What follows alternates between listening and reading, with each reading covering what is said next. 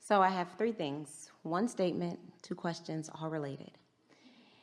I spent so much of my childhood, teenage years, young adult years, looking for and needing and wanting the perfect person and wanting love and support and upliftment. And it has been phenomenal through your work and discovering the whole time what I was looking for was just me. Yeah, and once you find me, then you'll meet up with somebody else who has also found me, and you'll have a really good time together.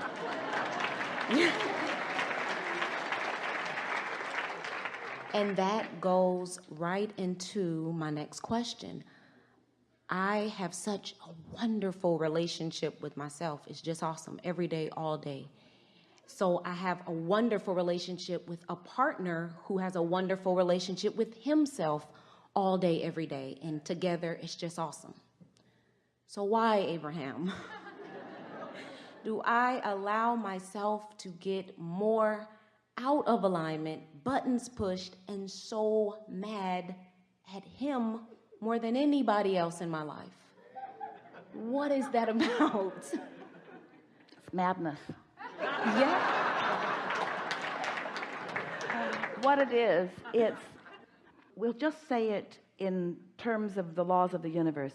It's past expectations that you haven't worked all the bugs out of. In other words, as you're visiting with us here, we can feel that you know what you said to us. In other words, you get it, that alignment with who you are is first and foremost, and you know the benefit of being tuned in, tapped in, turned on, and how good it feels to have your feelings be unhurtable and to have really good shock absorbers. In other words, to be in that place of expecting things unconditionally is a really nice state of being, but it's also something that you have to practice and tune to all the time. So sometimes things happen that are contrasting in nature.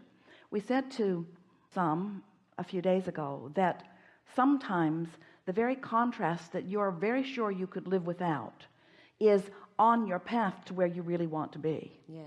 And so sometimes you're clarifying things that you really care about in your relationship through that, and by that we mean you're working the bugs out of your vibrational resistance.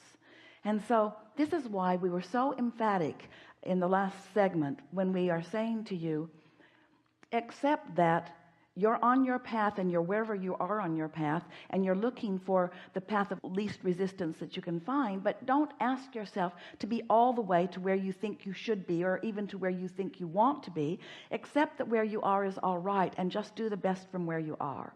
So that means that questions like that, questions like Esther could say, why did I not have the presence of mind to realize that I was booking an airline flight 12 hours off?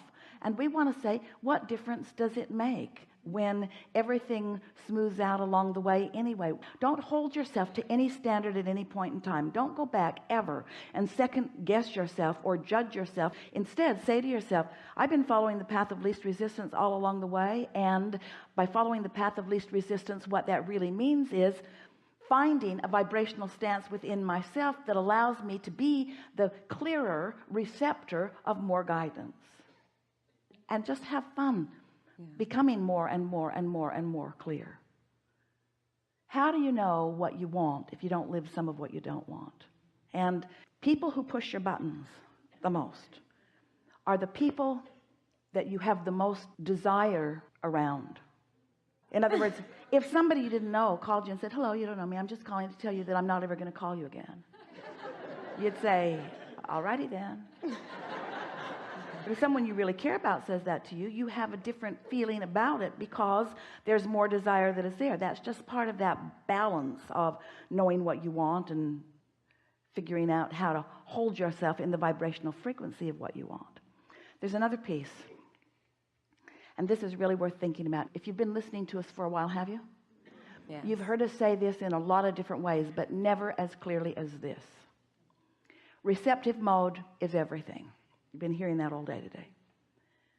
The way that you establish and practice and maintain and own your receptive mode is by your broadcast mode. So when you're mad, think about what you're doing to your receptor. You're blocking yourself from the receiving of everything you want, and that's why you're mad. You're mad because of the blockage that you are doing in that moment, not because of the behavior that you are using as your excuse for being mad.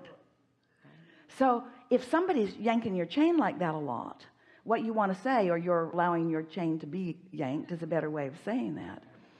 What you want to say to them is, oh, you are really helping me fine tune here.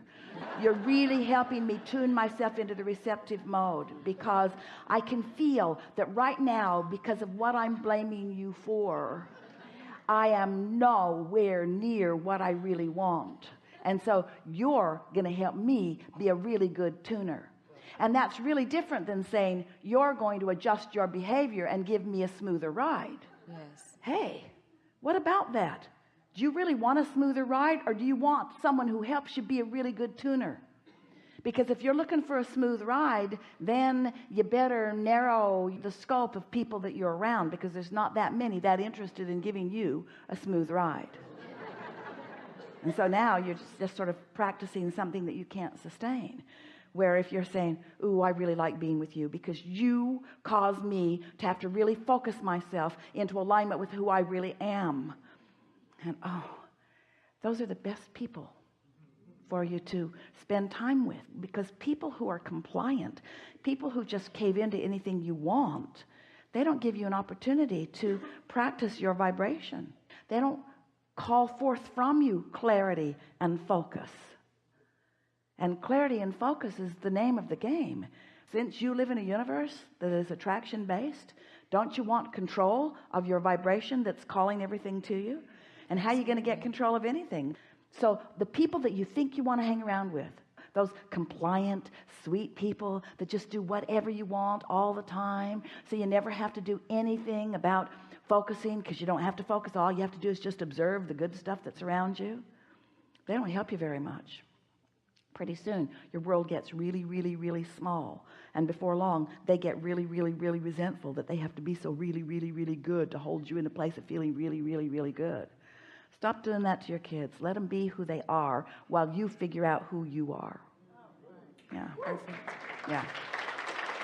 Okay.